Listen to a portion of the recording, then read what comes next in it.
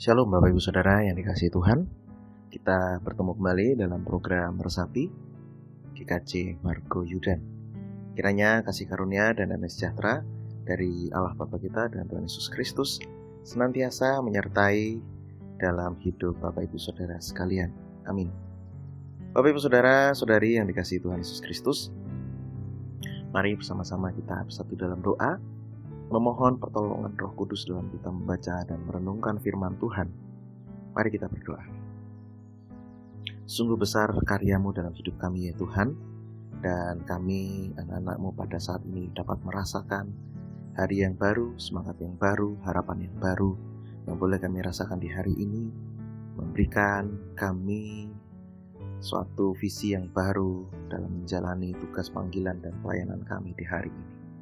Mari Tuhan, tolong kami untuk kami dapat mengerjakan segala sesuatu yang Tuhan percayakan kepada kami dengan sukacita dan penuh tanggung jawab. Sebelumnya kami akan mendasari segala sesuatunya dengan membaca dan merenungkan firman-Mu. Mari Tuhan, tuntun kami, tolong kami, sehingga firman-Mu dapat menjadi petunjuk dalam hidup kami, pedoman dalam kami melangkah, dan juga menjadi sebuah arah dalam kami mempertimbangkan segala sesuatu yang sesuai dengan kehendak Tuhan. Berfirmanlah ya Tuhan, sebab kami siap mendengarkan. Dalam nama Yesus kami berdoa. Amin. Ibu bapak, saudari-saudara yang dikasihi Tuhan Yesus Kristus, bacaan kita diambil dari Keluaran, pasalnya yang pertama, ayat 17. Kitab Keluaran, pasal pertama, ayat 17 yang demikian bunyinya. Tetapi bidan-bidan itu takut akan Allah dan tidak melakukan seperti yang dikatakan Raja Mesir kepada mereka, dan membiarkan bayi-bayi itu hidup. Demikianlah firman Tuhan. Ibu bapak, saudari-saudara yang dikasihi Tuhan Yesus Kristus, bacaan kita ini menceritakan tentang bangsa Israel yang ditindas oleh bangsa Mesir. Nah, ketika itu Musa belum lahir, dan situasinya adalah ketika Yusuf sudah dipanggil Tuhan, muncul Raja Mesir yang baru yang tidak mengenal Yusuf, sedangkan bangsa Israel sudah beranak menjadi bangsa yang besar, keturunannya banyak, menguasai Mesir, begitu. Nah, Raja Mesir ini kemudian khawatir jangan sampai nanti bangsa Israel itu kemudian malah menindas mereka. Nah, akhirnya Fir'aun, Raja Mesir ini mulai menindas duluan bangsa Israel, mempekerjakannya dengan paksa, dengan tidak manusiawi, menindas mereka, sampai kemudian pada sebuah kebijakan kalau bidan-bidan ini harus diberikan sebuah mandat kalau ada perempuan Israel yang melahirkan. Kalau anaknya laki-laki harus dibunuh, kalau anaknya perempuan dibiarkan hidup. Mengapa demikian? Karena anak laki-laki ini menurut pandangan zaman dulu itu anak yang kuat, gitu ya, mampu mengangkat senjata dan lain sebagainya, mampu menjadi pemimpin juga, ya, seperti itu. Nah, ketika hanya ada perempuan, nah, dipandang sebelah mata, kemudian tidak mampu mengangkat senjata dan lain sebagainya. Itulah pandangan-pandangan atau situasi di zaman itu. Tapi yang menarik dalam konteks ini adalah dari Keluaran pasal 1 ini adalah bidan-bidan itu tidak melakukan apa yang diperintahkan kepada mereka. Bidan-bidan itu takut akan Allah, dan mereka tidak melakukan apa yang Raja Mesir perintahkan, membiarkan bayi-bayi itu, yaitu anak-anak dari perempuan-perempuan Israel, baik itu yang laki-laki maupun perempuan, semuanya dibiarkan hidup. Nah, Bapak Ibu Saudara yang dikasihi Tuhan Yesus Kristus, bidan-bidan ini memiliki sebuah prinsip dalam hidup mereka, bahwa mereka setia kepada Tuhan. Nah, inilah judul perenungan kita, setia kepada Tuhan. Mereka setia kepada Tuhan sekalipun ada arus yang sangat kuat.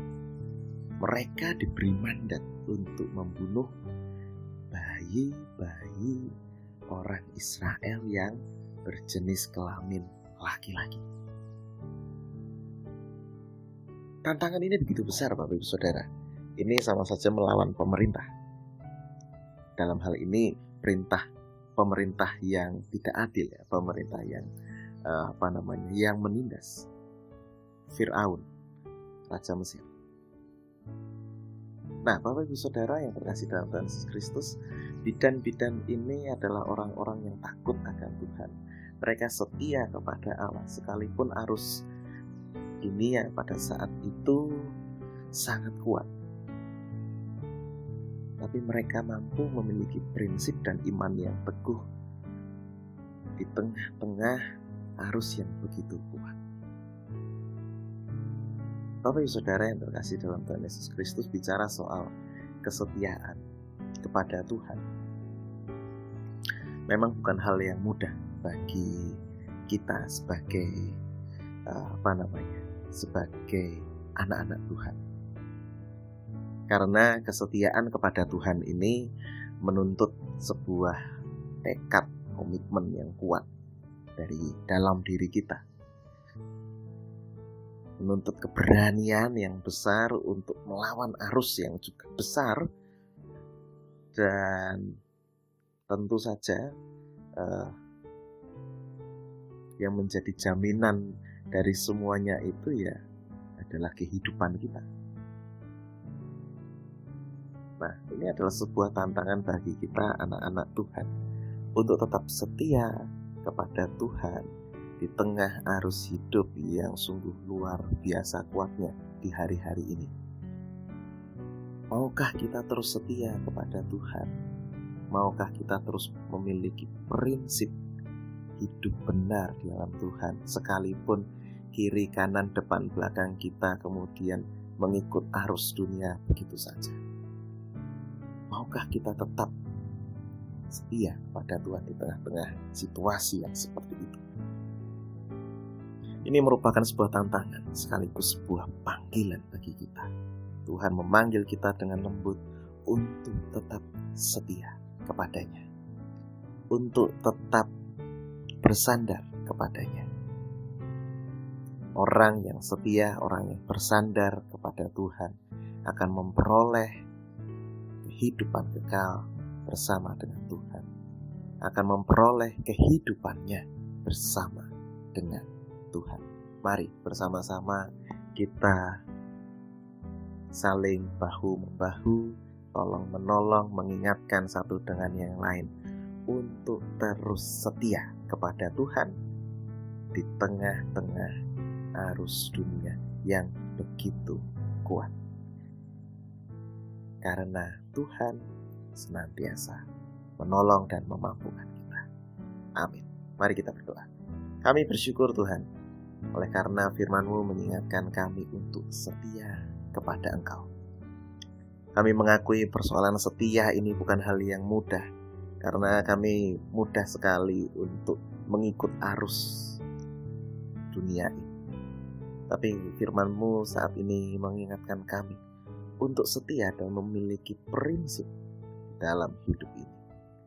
Mampukan kami ya Tuhan, untuk kami tetap setia dan memiliki prinsip di dalam Engkau, hidup yang benar, dan memancarkan kasih-Mu dalam kehidupan sehari-hari. Dalam nama Yesus Kristus kami berdoa. Amin. Kiranya kasih karunia dan damai sejahtera dari Tuhan Yesus Kristus, kasih dari Allah Bapa, serta persekutuan dengan Roh Kudus menyertai Bapak Ibu Saudara sekalian. Amin.